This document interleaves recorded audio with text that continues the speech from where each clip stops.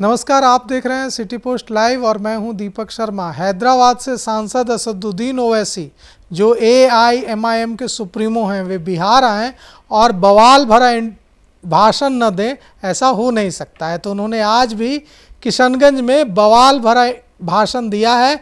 उन्होंने कहा है कि 4 हमारे विधायकों को राष्ट्रीय जनता दल ने खरीद लिया था और इस बार हमारे 24 विधायक आएंगे और यही राष्ट्रीय जनता दल वाले अख्तरुल ईमान और तौसीफ आलम के घर भिखारी बनकर आएंगे कि हमारी मदद कीजिए। मतलब वे दोनों दांव चल रहे हैं। यह भी कह रहे हैं कि देख रहे हैं कि महागठबंधन में कोई गुंजाइश बन सकती है कि नहीं, और यह भी इशारा दे रहे हैं कि सरकार बनने की स्थिति में उनकी पार्टी किंग मेकर की भूमिका में हो सकती है।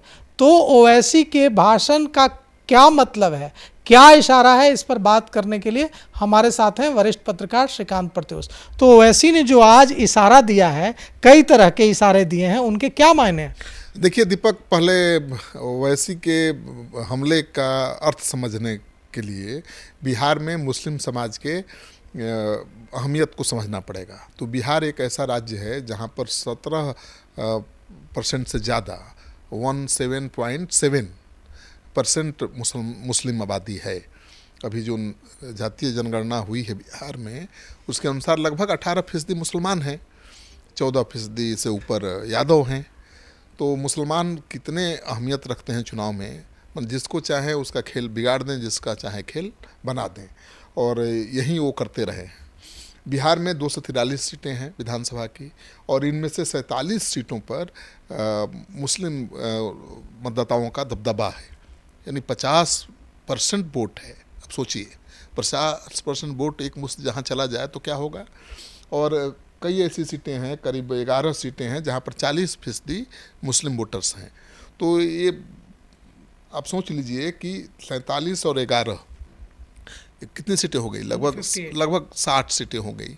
इन 60 सीटों पर मुस्लिम वोटर निर्णायक भूमिका में है, जिसके साथ जाएंगे वही चुनाव जीतेगा। और ओवैसी की नज़र हमेशा से सीमांचल पर रही है, मिथिलांचल पर रही है। लोग सोच रहे हैं कि नहीं, सीमांचल पर ही उनका ध्यान केंद्रित है। पिछले चुनाव में 22 सीटों पर, मुझे जहाँ तक याद है, उन्होंने अपना प्रत्याशी उतारा था और 5 सीटों पर कामयाबी मिल गई थी। 4 विधायक को तो तेजस्वी यादव ने तोड़ लिया, तो बहुत नाराज़ हैं और तेजस्वी यादव का खेल बिगाड़ना चाहते हैं या तेजस्वी यादव पर दबाव बनाना चाहते हैं इस हद तक कि वो एमआईएम के साथ समझौता करें। महागठबंधन में भी एमआईएम जा सकता है, उनके बात का यही संकेत है। लेकिन अगर नहीं गया महागठबंधन में, तो तेजस्वी यादव का खेल बिगाड़ने के लिए ओवैसी 50 से ज़्यादा सीटों पर अपना उम्मीदवार उतार सकते हैं और उनकी मुश्किल बढ़ जाएगी। नहीं, तो ये जो वे इशारा दे रहे हैं कि राजद वालों को आना होगा अख्तरुल ईमान और तौसीफ आलम के घर पर भिखारी बनकर, इसका मतलब साफ साफ यही है कि या तो अभी चुनाव लड़ने के लिए गठबंधन में शामिल कराने आना होगा, या जब चुनाव हो जाएगा तो सरकार में भागीदारी के लिए आना होगा। यानी कि उनको लग रहा है कि एआईएमआईएम मेकर की भूमिका में हो सकते हैं। उनको लगता है कि एमआईएम के साथ अगर गठबंधन करेंगे तब आपकी सरकार बनेगी।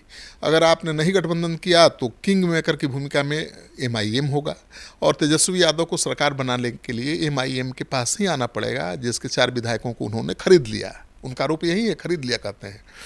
तो आप जान लीजिए कि पिछले विधानसभा चुनाव में आरजेडी को करीब 77% मुस्लिम वोट मिला था, बहुत ज़्यादा है। और महागठबंधन के अलावा आप छोड़ दीजिए तो ओवैसी की पार्टी भी लड़ रही थी 22 सीटों पर। 22 सीटों पर भी चुनाव लड़के 11% वोट उन्होंने हासिल किया। अगर ओवैसी नहीं होते तो आरजेडी के खाते में वोट जाते हैं, ठीक है, उनका परफॉर्मेंस और सुधरता। और 12% के आसपास मुस्लिम वोट जेडीयू, बीजेपी, बीएसपी, दूसरे दलों के खाते में गया। तो मुस्लिम वोट में भी डिवीज़न है। लेकिन अब इस बार क्या होगा, क्योंकि वक्फ बोर्ड एक्ट आया है, उसको लेकर तेजस्वी यादव काफ़ी उत्साहित हैं। आपको पता ही है कि पटना में जब मुस्लिम संगठनों ने प्रदर्शन किया तो उन्होंने कहा कि इंशाअल्लाह हम लोग विरोध करेंगे। हाँ, विरोध, उनके इंशाअल्लाह पर बहुत बवाल भी मचा था। जी, तो इंशाअल्लाह हम विरोध करेंगे, तेजस्वी ने कहा। लालू यादव पहुँचे, तेज प्रताप पहुँचे, पूरा परिवार ही पहुँच गया था। तो उनकी उम्मीदें बहुत बढ़ गई हैं तेजस्वी यादव की। उनको लगता है कि अब सभी सियासी दलों को इस वक्फ बिल के जरिए ही वो पछाड़ चुके हैं और उनको लगता है कि अब ओवैसी भी उनका वोट नहीं बिगाड़ पाएंगे। लेकिन ओवैसी के फैन हैं युवा वोटर्स, जो मुस्लिम युवा वोटर्स हैं ओवैसी के फ़ैन हैं और ओवैसी की ताकत बढ़ी है हाल के दिनों में। आप देख लीजिए भाई, 22 सीट पर लड़ना, 5 सीट जीत लेना केवल सीमांचल में कम बड़ी बात थोड़े है। और इस बार वो 50 सीटों पर लड़ेंगे, मिथिलांचल में भी लड़ेंगे, सीमांचल में भी लड़ेंगे, सारण में भी लड़ेंगे, सारण में भी लड़ेंगे। तो समझना ये है कि मुस्लिम वोटर कभी भी हमेशा किसी एक के साथ रहा नहीं है दीपक। मुस्लिम वोटर के माइंड को समझने के लिए ये आपको जानना होगा कि मुस्लिम तो हमेशा से देश की राजनीति तय करते रहे हैं, क्योंकि उनकी आबादी तो 16-17% पूरे देश भर में है। और कांग्रेस को सत्ता में लाने वाले आज़ादी के बाद मुस्लिम ही हैं। कांग्रेस को जेपी आंदोलन के बाद बाहर करने वाले मुसलमान ही हैं और फिर 1 साल बाद कांग्रेस को सत्ता में वापसी कराने वाले मुसलमान ही हैं। लेकिन हुआ क्या दीपक, सबसे बड़ी बात कि 1989 में जो भागलपुर में दंगा हुआ, कांग्रेस की सरकार थी, उसके बाद मुसलमानों का मोह भंग हो गया कांग्रेस से और कांग्रेस के वोटर जो मुस्लिम थे वो आरजेडी की तरफ शिफ्ट हुए। कई परिवर्तन हुए ना, अडवाणी का रथ निकला, लालू यादव ने उसको रोक दिया, तो मुसलमानों को लगा कि भाई अब कांग्रेस हमारी रक्षा नहीं कर पाएगी, ये क्षेत्रीय छत्रप ही हमारी रक्षा कर पाएंगे। आप देख लीजिए जहाँ भी राष्ट्रीय पार्टी कमज़ोर हुई है पूरे देश में, वहाँ क्षेत्रीय दलों के साथ मुसलमान चले गए, यूपी में सपा के साथ बीजेपी को रोकने के लिए। तो यहाँ भी वही हुआ। लेकिन मुस्लिम वोट बैंक में डिवीज़न है अभी भी। तो भाई जेडीयू और दूसरे बीजेपी और बीएसपी जैसे दलों को भी तो 12% वोट मिल जाता है। इस बार नीतीश कुमार के लिए चुनौती है, क्योंकि उनकी पार्टी के कई मुस्लिम नेताओं ने पार्टी छोड़ दी है, बड़े बड़े नेताओं ने छोड़ दी है और ये आशंका है कि जो पहले मुस्लिम वोट मिलता था वो इस बार नहीं मिलेगा। तो मुझे लगता है कि बहुत बड़ा नुकसान हो जाएगा। आज ओवैसी ने बहादुरगंज से तौसीफ आलम को अपना उम्मीदवार घोषित किया। ये वही तौसीफ आलम है जो कांग्रेस से गए हैं इनके साथ, AIMIM में ओवैसी के साथ। तो एक सीट पर तो कितनी कड़ी टक्कर होगी यह तो साफ हो गया। एक सीट पर नहीं, एक सीट पर तो उम्मीदवार घोषित करके बता दिया और वो अगले 1 महीने में कई सीटों पर उम्मीदवार घोषित करने वाले हैं। तो चुनौती तो तेजस्वी यादव की भी बढ़ेगी और नीतीश कुमार की भी बढ़ेगी। देखिए नीतीश कुमार से अगर मुसलमान नाराज होते हैं या हैं, नीतीश कुमार ने तो सबसे ज़्यादा किया मुसलमानों के लिए, लेकिन फिर भी मुसलमान नाराज़ हैं क्योंकि वक्फ एक्ट के विरोध में वो नहीं गए, उनकी पार्टी नहीं गई। उनकी पार्टी के नेताओं पर कितना दबाव है, मुस्लिम नेताओं पर, कि उनको पार्टी छोड़ना पड़ रहा है। वो नहीं चाहते हैं, वो जानते हैं कि ये केवल पॉलिटिकल गिमिक है, इससे कुछ होना जाना नहीं है और इससे कोई नुकसान भी नहीं है आम मुस्लिम का। तो बीजेपी भी चुप थोड़े बैठी है, बीजेपी की भी नज़र मुस्लिम वोट बैंक पर है। बीजेपी ने एक कार्यक्रम चलाया है, आपको पता ही है, सौगाते मोदी, वो भी मुसलमानों को ही जोड़ने की मुहिम है। और जो वक्फ बोर्ड है उसके बारे में कहा जा रहा है कि इससे सबसे ज़्यादा फायदा किसको होगा, जो पिछड़े मुसलमान हैं, जो पसमानदा मुसलमान हैं, और उनकी आबादी कितनी है, सबसे ज़्यादा है। तो अगर मोदी को कामयाबी मिल गई, उनका सौगात मुस्लिम समुदाय को पसंद आ गया, अगर नीतीश कुमार समझाने में कामयाब रहे, अपना पुराना वोट बैंक जो मुस्लिम समाज का है वो बचाने में कामयाब रहे, तब तो कुछ और ही होगा। लेकिन तेजस्वी यादव को वक्फ बोर्ड के विरोध की वजह से बहुत उम्मीद है और वो इस पर मान कर चल रहे हैं कि भाई ना MIM उनका कुछ बिगाड़ पाएगा, ना मोदी का सौगात बिगाड़ पाएगा और न ही नीतीश कुमार एक भी मुस्लिम वोट ले पाएंगे। तो अब तो आने वाला वक्त बताएगा। तेजस्वी यादव का जोर ज़्यादा अभी अति पिछड़ा वोटर्स पर है, जो बीजेपी के कोर वोटर है ना, अति पिछड़ा समाज, उस पर है। वो लगातार अति पिछड़ा समाज की रैली कर रहे हैं। आज भी रैली हुई है, रैली का नाम क्या है, अति पिछड़ा जगाओ, तेजस्वी को CM बनाओ। तो बीजेपी के वोट बैंक में सेंधमारी कोशिश वो कर रहे हैं, बीजेपी उनके वोट बैंक में सेंधमारी कोशिश कर रही है। और सबसे खास बात यह है कि जो लौकुश समीकरण है नीतीश कुमार का, जिसकी बदौलत वो सत्ता पर काबिज है 20 साल से, कुर्मी कुशवाहा, अब नीतीश कुमार की उम्र ज़्यादा हो गई है। तो अब बीजेपी को भी बहुत भरोसा नहीं है कि नीतीश कुमार अपने इस वोट बैंक को बचा पाएंगे।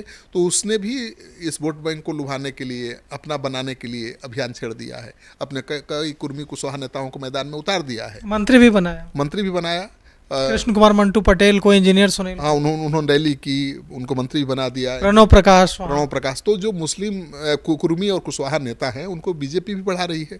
पहले बीजेपी निश्चिंत रहती थी कुर्मी कुशवाहा वोट के लिए, नीतीश है ना, फिर क्या चिंता है। लेकिन अब ऐसी बात नहीं है। तो हर तरफ मारामारी मची है, जातीय आधार पर गोलबंदी की, धर्म के आधार पर गोलबंदी की। अब भाई बीजेपी का तो बड़ा एजेंडा है हिंदुत्व, उसी आधार पर चुनाव जीतती रही है और आगे भी जीतेगी। लेकिन अब देखिए मुस्लिम कितने गोलबंद हो पाते हैं। अगर 100% गोलबंद हो गए तब तो मुश्किल हो जाएगा एनडीए के लिए भी। आज एआईएमआईएम चीफ जो हैं, एआईएमआईएम सुप्रीमो असदुद्दीन ओवैसी ने आज खुद को कट्टर जो छवि है उससे हटाकर सेकुलर इमेज बनाने की कोशिश की। उन्होंने अपने कार्यक्रम के शुरुआत में कहा कि पाकिस्तान से आतंकी आते हैं और नाम पूछकर, धर्म पूछकर और यह जानकर कि फला फला हिंदू है, हमारे भाइयों को मारकर यहाँ से चले जाते हैं, इसलिए हम उनके लिए 1 मिनट का मौन रखते हैं। तो क्या ये कोशिश नहीं है कि अगर हम अपनी सेकुलर छवि बनाकर आगे बढ़ते हैं तो महागठबंधन में एंट्री मिल सकती है? देखिए महागठबंधन में तो सबसे बड़ा दल आरजेडी है, लेकिन आरजेडी के क्या स्टैंड है? आरजेडी के आज भी नेताओं ने क्या कहा हमले पहलगाम पर? कहा कि जिस तरह से पुलवामा में हुआ था हमला, उसी तरह से ये भी रची रचाई योजना। लेकिन ओवैसी तो कह रहे हैं कि नहीं, धर्म पूछकर मारा गया। बिल्कुल, लेकिन ओवैसी का स्टैंड देख लीजिए, वो मुस्लिम है।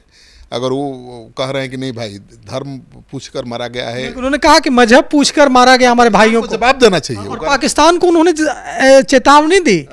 ओवैसी बिहार आते हैं हैदराबाद से और बिहार की धरती से पाकिस्तान को चेतावनी देते हैं।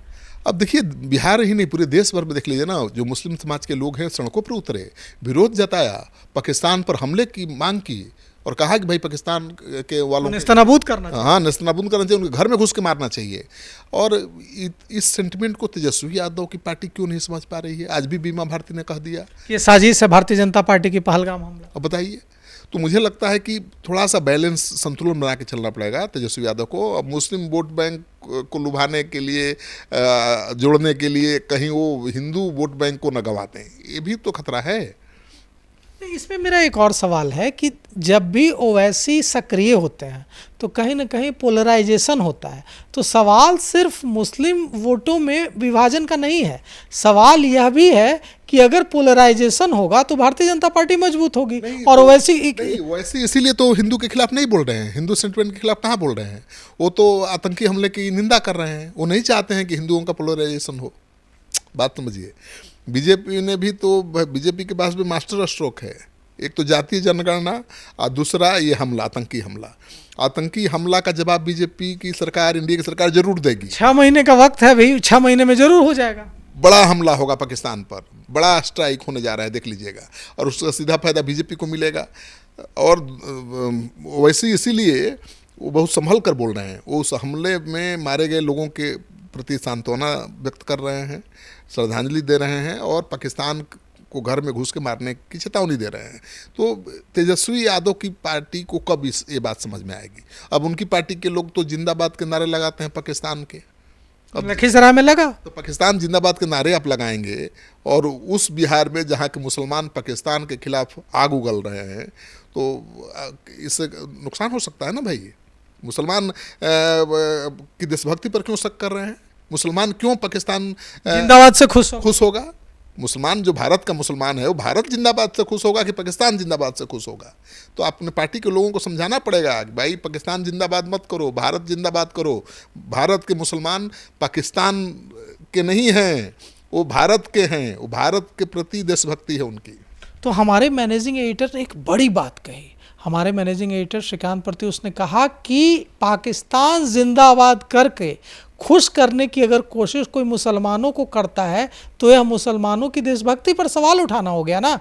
यानी कि आपको लग रहा है कि पाकिस्तान जिंदाबाद करने से मुसलमान खुश होंगे, लेकिन ओवैसी को देखिए, वे आते हैं और पाकिस्तान को कड़े शब्दों में चेतावनी देते हैं और जो पहलगाम हमले में मारे गए लोग हैं उनके लिए 1 मिनट का मौन रखते हैं और भारत सरकार से मांग करते हैं कि पाकिस्तान के खिलाफ कड़ी से कड़ी कार्रवाई की जाए और जो आतंकी यहाँ आए थे और मजहब पूछकर हमारे हिंदू भाइयों को मारा है, उन्हें किसी हालत में भारत बख्शे नहीं।